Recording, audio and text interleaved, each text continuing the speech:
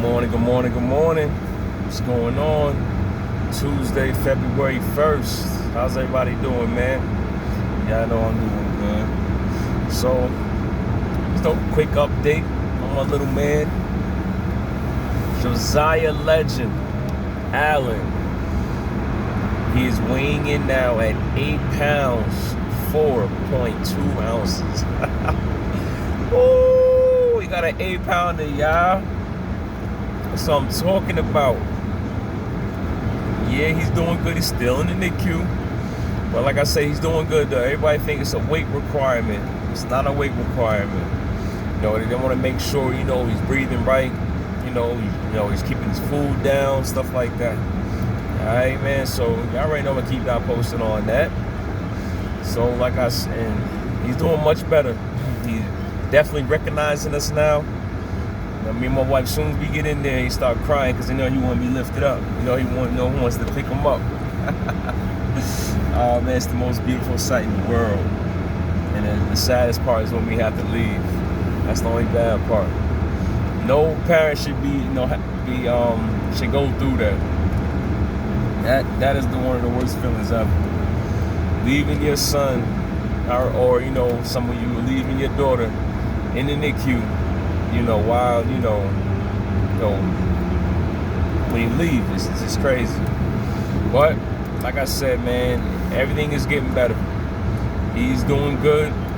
Not all the way 100% yet, but our little man is coming home soon, man. Trusting, believing in God, that everything's gonna be all right. And you just gotta keep your faith strong. Like I said, living this lifestyle will have your head spinning. Sometimes it was a time last night actually when me and my wife are talking to him through the Zoom. Yeah, through the Zoom. Yeah, and the lady the nurse let him have the tablet in front of his face, and she let us be. She didn't disturb us or nothing. And like little things like that, it just kills us because he just ate. He's on a boppy, and it looks like he's about to throw up, but then he spits his pacifier out, and he just look at it he's in discomfort. And little things like that, man, make you be like, I wish I was there. Wish my little man was with me. I could do something. I could help him out. Because he kept looking at us like, y'all gonna do something? Y'all gonna help? And it's like, we can't, man. We always, a half hour away from you right now. But like I said, man, it's a process. Huge process. And me and my wife, our faith is strong, we're trying to be, faithful to God. I did a sermon, a quick 5-minute sermon the other day that said, working, you will get paid. I gotta start on saying, some of us hate Mondays. Some of us hate Mondays at work. We get to work, I'm here, what am I dealing with today? Y'all better not mess with me, I'm not in the mood, all that, right? Then, some of us, work our jobs to our full ability. Some of us, put in overtime. Some of us get to work on time, And the question is, why can't we apply that at the church? Huh? We get to church late. Don't put in the same time that, that we do while we're at work. And it's, if you're a Christian worker, you're not a specialist. You should be able to work many branches of the Christian ministry. And I'm just saying that to say, working you will get paid. Do the things you need to do for God, man, and He will bless you. The inheritance you get after you adapt, put that, you'll be breaking your back at work. Do the same thing for the Christian ministry, man, and watch God turn things in your life. You're always gonna have haters. You know what I'm saying? You're gonna think that those are the people that's closest to you. Yeah, I mean, just push through that. Having the back of your head like they just want to be like you anyway. Haters is always gonna be there no matter what. They're there to elevate you. I mean, you're gonna think that they in your corner. You're saying you're gonna think that they was always there. And like in the long run, they really wasn't. But like I said, man, push through that. Work, do what you have to do, and once God is blessing you and working in your life, do what you gotta do, man. Don't worry about the nonsense outside. That's all they're gonna do is hold you back. So we ain't getting no younger out here. Work for God and watch Him do some wonders in your life, man. And the crazy question is too, can God count on you like the supervisor can? Think about that for a second. Can God count on you like your supervisor can? I mean, like, I put in work. I'm not gonna hold you. I put in work for a while now. I mean, I can honestly say that yes, God can count on me like my supervisor can. Because I'm breaking my back at work and I break my back at church. And I gotta do the things I need to do do the things I need to do to please Him. So, like I said, do what you gotta do, man. I'm telling you, the inheritance right there, the inheritance, is far greater than any reward you ever receive. If you work the same way you work at work in church. I mean, if you ain't gotta do it at church, like you can do it. It's just a mentality. Anybody can go to church and, like I said, sit around and fake the funk, act like they your people. They can, talk junk, gossip, all that. You know what I mean? But as long as you're doing what you gotta do, ignore all that nonsense, God's gonna bless you. Don't push forward, to the things that's ahead. Don't look for the things that's, here. Like I said, a Christian, God, like a building. Like, you don't need the building, man. You don't need the building. You're good on the building. You know what I'm saying? Like, it definitely, trains us for the outside world. Certain things. But you gotta remember too, Jesus only went to the temple twice. You know what I mean? He only went to church twice.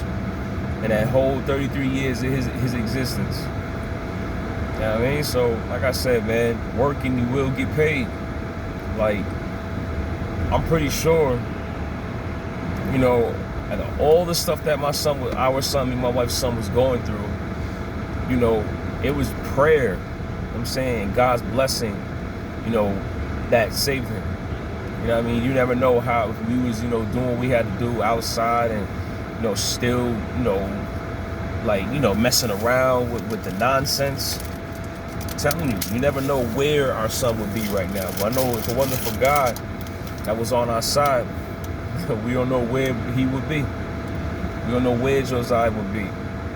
But like I said, we've been working hard, doing what we have to do for God. And like I said, we getting the payment now. But we didn't get the full payment now. The full payment is, when you're absent from the body and the presence with the Lord. That's the real inheritance, and that's the real, payment. But like I said, man, do what you gotta do for God, because you're gonna hear a lot of people, oh, Dad, he ain't real, or what he doing for slavery, all kind of stupid stuff. But like I said, ignore all that, do what you gotta do, because like I said, this life is short, man, and you're the one that's, you're the author of this book. I mean, do what you gotta do. Yeah, man, that's all I got to say. My man is doing good. He's, definitely responding much better now. His eye contact is crazy. And like I told my wife, man, he literally, when my wife is there and she holds him, she can hold him. Like, she can hold him, rock him, do all that.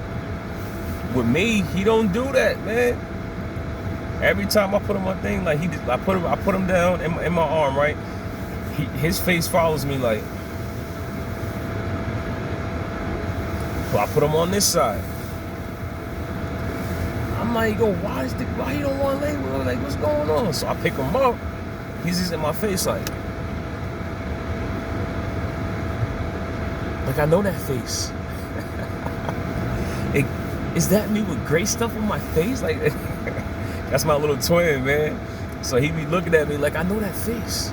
You know, we give him a mirror and all that. So, you know, he does not lay with me, man. He would literally be like, I would hold him like and put my thumbs like right here in his chest, like right here in his armpits, like slash, you know, arms, whatever, like by his shoulders, and he just be like,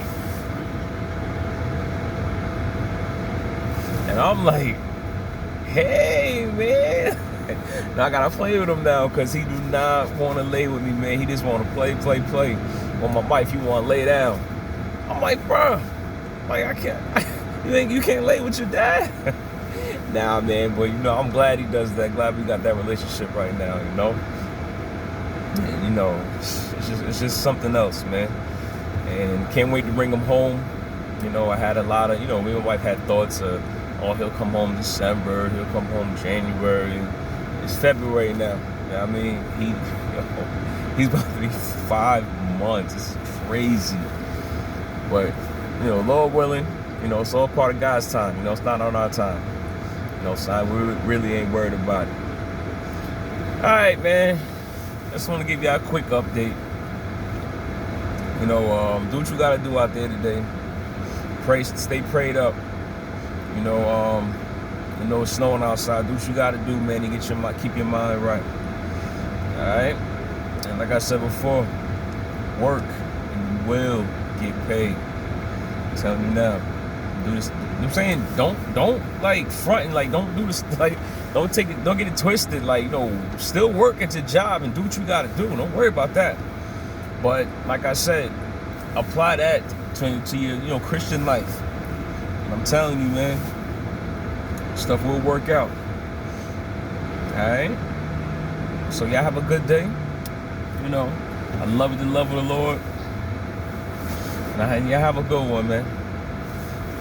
Boomer.